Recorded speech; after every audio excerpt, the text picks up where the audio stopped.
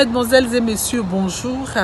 Elles sont au cœur du développement rural et de l'économie nationale.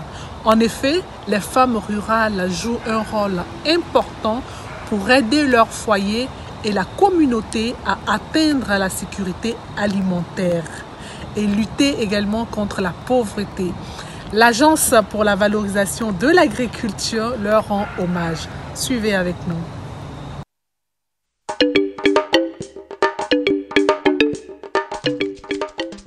Les femmes rurales, dont la majorité dépend des ressources naturelles et de l'agriculture pour leur subsistance, représentent plus d'un quart de la population mondiale totale. Dans les pays en voie de développement, les femmes rurales représentent environ 43% de la main-d'œuvre agricole et elles produisent, transforment et préparent la plupart des aliments qui sont disponibles, ce qui signifie que la responsabilité en matière de sécurité alimentaire leur incombe principalement. 76% des personnes extrêmement pauvres vivent en milieu rural. Veiller à ce que les femmes en zone rurale accèdent aux ressources agricoles productives autonomisera non seulement ces femmes, mais contribuera aussi et surtout à réduire la faim et la pauvreté dans le monde.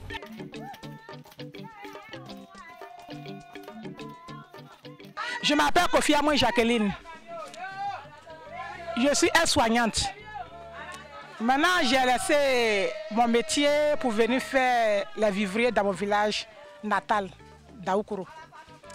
Quand je suis arrivée, j'ai sensibilisé les femmes, les garçons, pour que nous puissions travailler ensemble pour supprimer un peu la pauvreté au niveau de Daoukoro. Je demande à nos jeunes filles, nos camarades, mes soeurs femmes qui sont à la maison, qui pensent que les garçons peuvent nous aider. Pourtant, nous-mêmes, là, on sait que les garçons ne peuvent pas nous aider.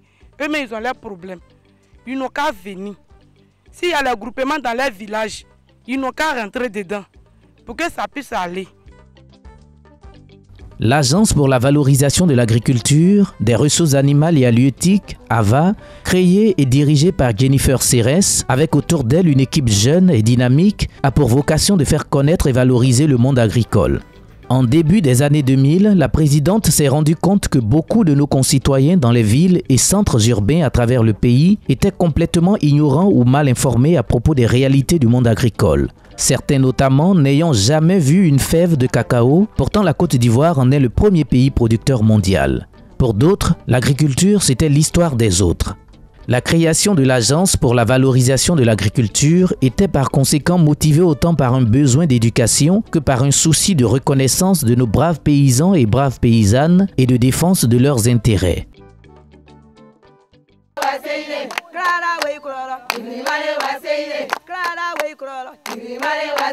Dans notre association, nous on fait riz, travers de cacao, travers de manioc et travers de aubergine. L'argent qu'on gagne dans le riz, là, on prend ça pour aller s'occuper avec ça. On vend et puis on paye les choses, les fournitures d'enfants. Les actions de AVA alors visent à promouvoir les métiers de l'agriculture, à lever les mythes et à créer un cadre d'émulation des opérateurs agricoles, à contribuer à améliorer la qualité et la compétitivité des exploitations agricoles. Merci AVA de nous avoir donné l'occasion de s'exprimer et puis au moins Dieu fera que quelqu'un va venir à nos secours. Je suis une femme gourou. Je suis mariée à Boygué. Je suis la femme du chef. Je suis aussi dans le groupement. Bon, nous travaillons, vous allez faire notre travail. Maïs là, ça n'a pas de prix. 25 francs. Vraiment. Ça a découragé beaucoup de femmes. Aujourd'hui, grâce à la bonne femme, elle nous a encouragés. Nous allons travailler. Si je me vois dans la télé là, mais la brousse là, je vais rentrer dedans en courant. Je vais travailler même. Surnommée l'ambassadrice de l'agriculture, la présidente de AVA, Jennifer Serres, affirme « Ce sont les braves paysans et braves paysannes ivoiriens qui m'ont initialement donné ce titre honorifique d'ambassadrice de l'agriculture ivoirienne. C'est lors des tournées pour l'enregistrement des émissions Braves Paysans. Il y a plus de 8 ans de cela que je les ai entendus m'appeler l'ambassadrice de l'agriculture pour la première fois. J'imagine que cette appellation vient de mon engouement pour la défense de leurs intérêts. » Bienvenue parce que vous avez pensé à vos parents. Bienvenue parce que vous savez qu'ils ont des difficultés, qu'elles ont surtout des difficultés. Et nous fondons donc un espoir, vraiment, en tout ce que vous allez entreprendre pour nous. En tout cas, je tenais avant tout propos vous dire merci pour l'accueil. Ça nous a touchés. Parce qu'on dit en Afrique, on vous reçoit avec ce qu'on a. Et je pense que vous nous avez reçus avec tout ce que vous avez de bon. Et sachez que cela sera retransmis. C'est-à-dire que je ne suis pas venue seule. Je suis venue avec l'œil, je ne dirais pas du monde entier, mais de toute la Côte d'Ivoire. On appelle ça une caméra. Tout ce qu'on va faire ici, moi, à mon niveau, je vais essayer de transmettre ça sur des ondes où tout le monde peut voir, tout le monde peut savoir qu'à Tipa Tipa, il y a des braves mamans, il y a des braves messieurs qui travaillent la terre. Parce qu'aujourd'hui, si la Côte d'Ivoire, on est fiers de dire qu'on est ivoirien, ce n'est pas à cause de quelqu'un d'autre, hein, c'est à cause de vous, c'est à cause de ces braves femmes. Donc je pense que ce travail-là a besoin d'être connu. Et les acteurs ont besoin d'être montrés, que ce soit au plan national, au plan international. Il faut que tout le monde sache qu'en Côte d'Ivoire, quand on arrive au plateau, on est content, on voit les immeubles. Ce n'est pas quelque chose d'autre qui a fait ça, c'est le travail de la terre. Et ces personnes-là sont là. Les agriculteurs ont continué d'y faire référence également lors des journées nationales pour la valorisation de l'agriculture dans chaque région. En effet, les journées dites JNVA, Journée nationale pour la valorisation de l'agriculture, sont des journées exclusivement dédiées au secteur agricole. Elles réunissent tous les acteurs du dit secteur.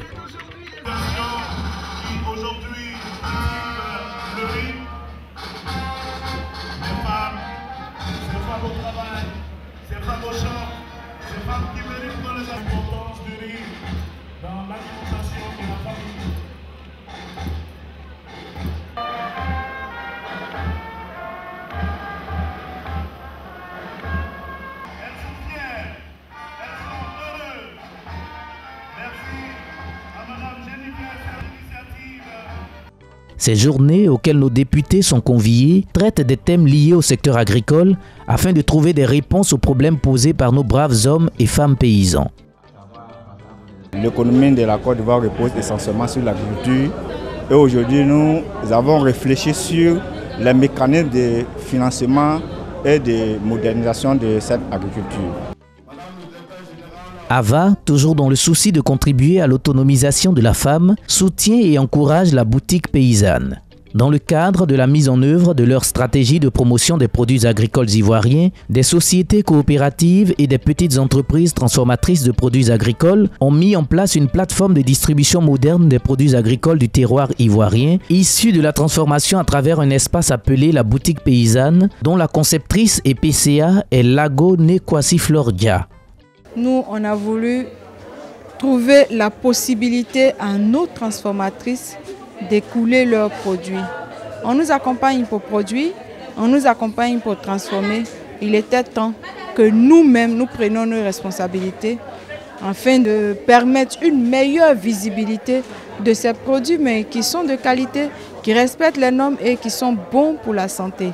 Je voudrais juste ajouter que ce ne sont pas que des produits vivriers, mais ce sont vraiment les produits agricoles qui sont issus de la transformation.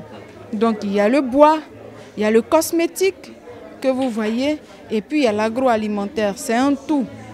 Si on veut véritablement contribuer à la transformation structurelle de l'économie, ça passe nécessairement par la transformation de nos matières premières agricoles et donc par la valorisation de ces produits transformés et enfin par la consommation locale de ces mêmes produits pour que le transformateur local qui travaille à petite échelle ait la possibilité de perpétuer son activité jusqu'à devenir un transformateur averti.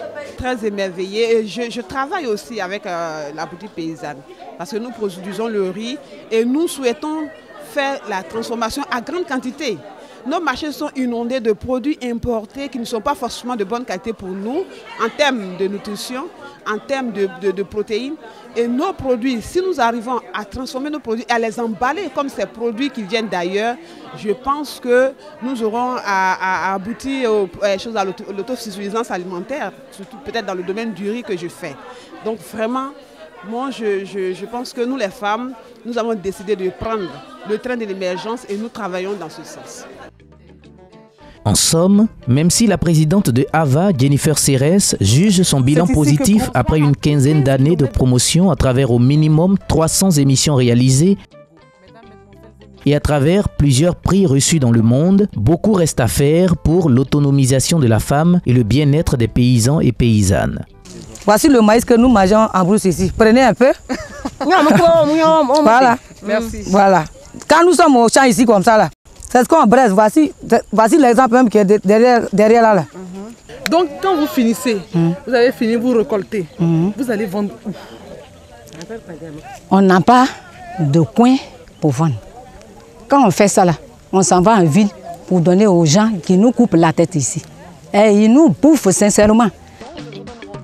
AVA lance donc un appel auprès des partenaires en vue de soutenir des projets de développement et d'amélioration des conditions de vie de nos braves paysans et paysannes.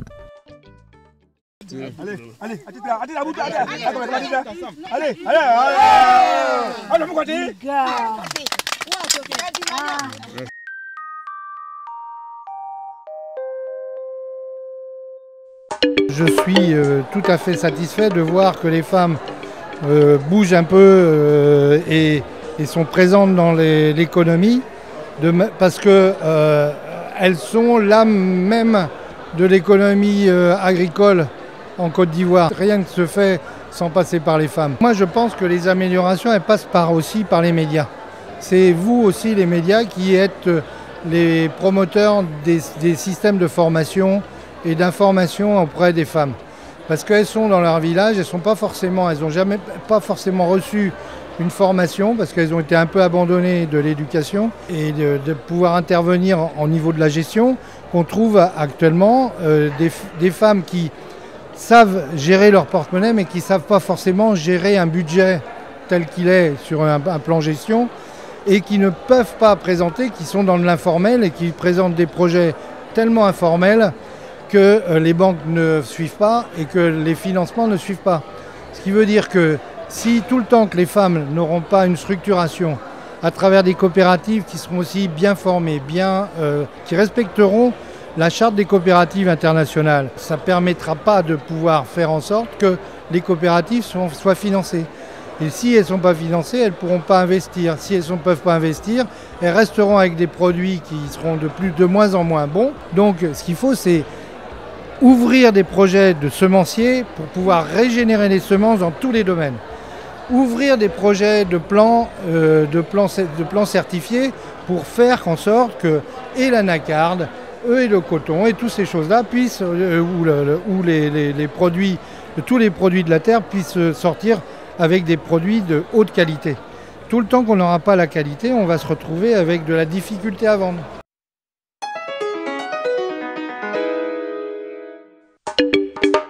Située à 30 km de Tanda, Tabagne est une localité du nord-est de la Côte d'Ivoire et appartenant au département de Bondoukou, région du Gontougo. La localité de Tabagne est un chef-lieu et comme dans plusieurs zones rurales du pays, le problème de l'autonomisation des femmes se pose avec acuité. Toutefois, des personnes de bonne volonté ne restent pas indifférentes à cette situation. Elles essaient de trouver des solutions pour aider leurs sœurs défavorisées à sortir de cette situation difficile. C'est le cas de Madame Yeboah qui a décidé de créer une ONG réunissant les femmes. C'est pour se rendre compte de ces actions nobles que l'équipe de production de l'émission Braves Paysans est allée à sa rencontre. J'ai créé l'ONG à Diaké parce que j'ai grandi au village, je suis partie au champ avec mes parents et après quand je suis rentrée dans la vie active, j'ai continué à venir au village, à vivre avec mes parents et j'ai vu la misère que mes parents vivent. Donc ça m'a poussé à mettre l'ONG en place. Donc j'ai réuni mes mamans, mes grandes soeurs, mes petites soeurs, je leur ai dit bon, qu'on se mette ensemble pour notre propre autonomisation et puis pouvoir sortir un temps soit peu de cette misère que nous vivons.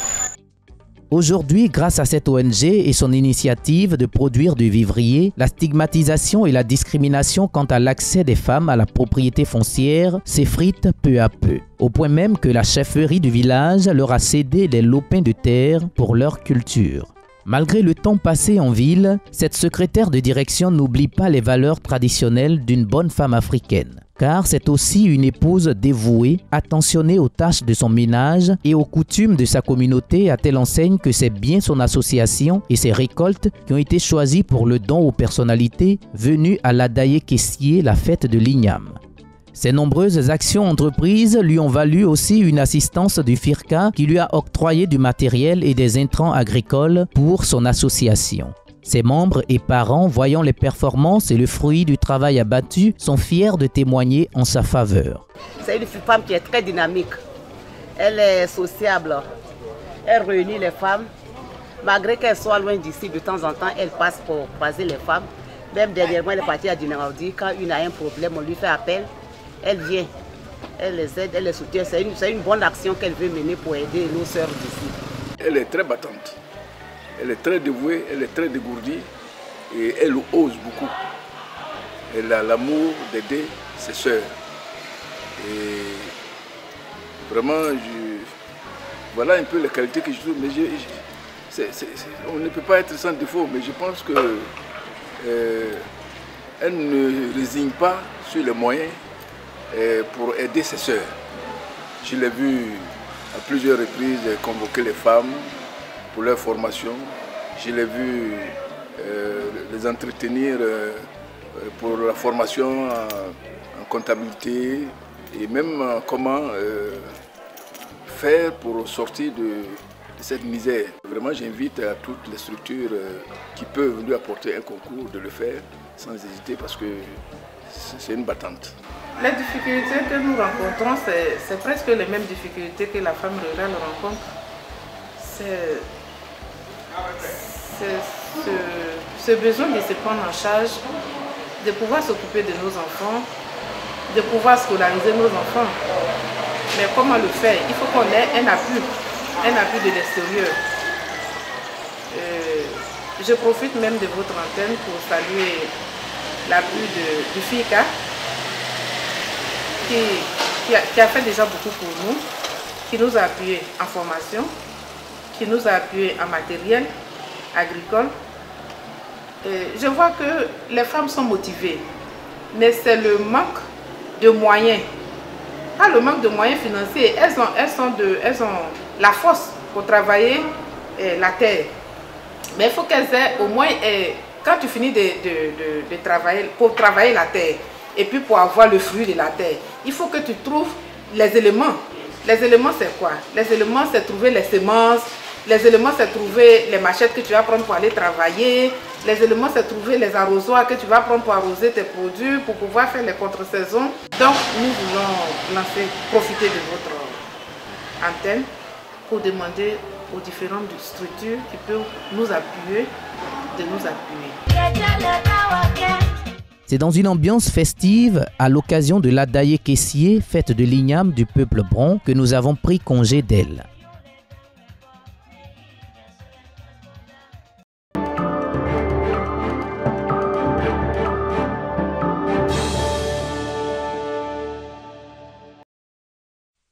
L'agriculture occupe une place importante dans les économies des pays africains, 25% du PIB. Dans l'étude Women in Africa publiée en 2003, l'OCDE estimait que les femmes constituaient 70% de la main-d'œuvre agricole du continent et concouraient à la production de 90% des denrées alimentaires. Toutefois, les bonnes initiatives de ces dernières d'être en amont et en aval de la chaîne de valeur de la transformation des matières premières se heurtent à plusieurs obstacles. Le défi majeur qui se pose aujourd'hui est celui d'une meilleure autonomisation de ces femmes dans l'agro-transformation. C'est donc pour répondre aux questions de l'agro-industrie que la Fondation AUI a initié le FOFED Forum Femmes et Développement. Notons que cette deuxième édition, placée sous la thématique de l'agro-transformation, source d'autonomisation de la femme, enjeux et perspectives, a été présidée par le Premier ministre, représenté par le ministre du Commerce, de l'Industrie et de la Promotion des PME, qui a donné les ambitions du gouvernement. La présente cérémonie d'ouverture m'offre l'agréable occasion de partager l'ambition du gouvernement sous la haute égide du président de la République, son Excellence M. Alassane Ouattara, de parvenir dans les années à venir à la transformation structurelle de notre économie par l'industrialisation.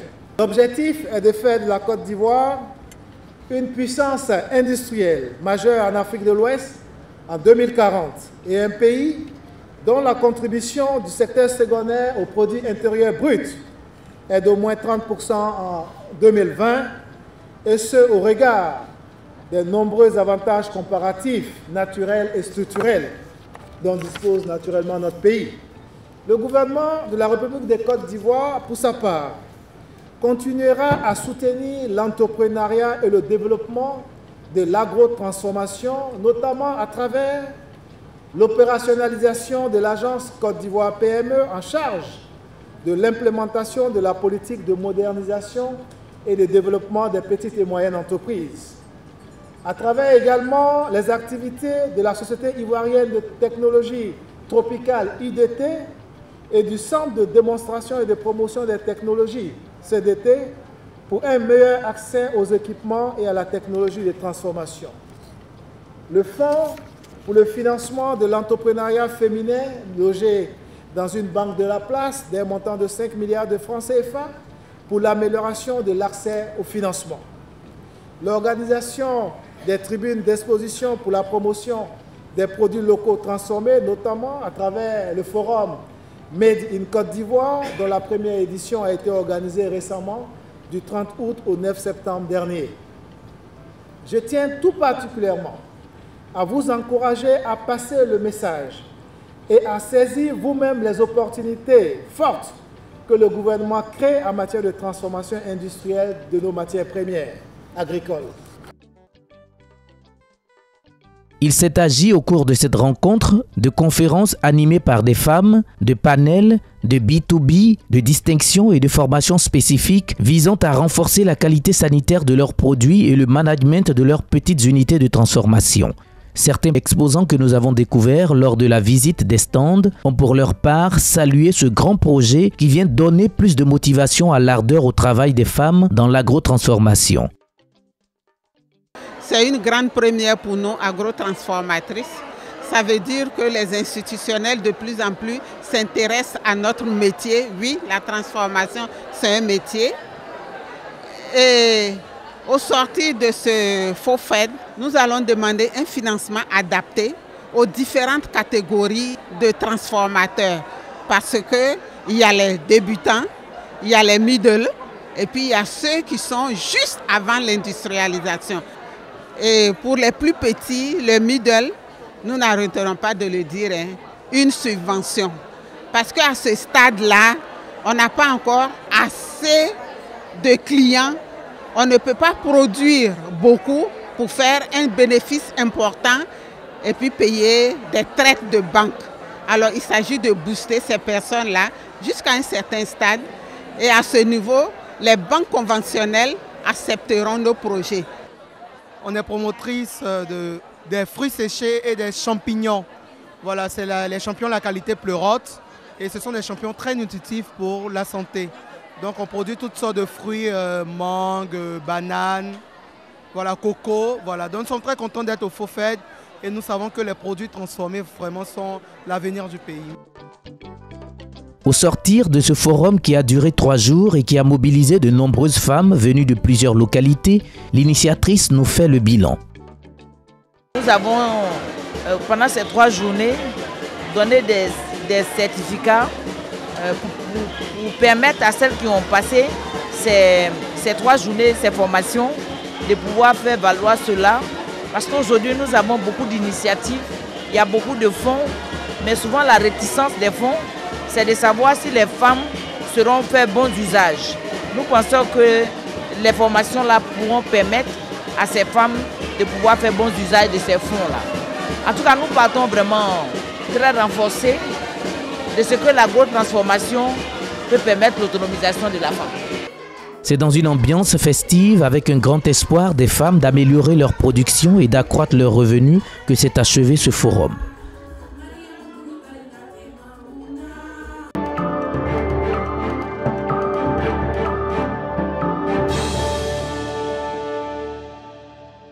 L'Agence pour la valorisation de l'agriculture, des ressources animales et halieutiques, en abrégé AVA, voudrait encourager tous les acteurs du monde agricole, des ressources animales et halieutiques à persévérer dans l'effort. Vous pouvez également nous contacter à l'adresse qui s'affiche au bas de votre petit écran. Visitez aussi notre site internet. Rendez-vous est pris, vous le savez, dans 15 jours. D'ici là, portez-vous bien. Au revoir.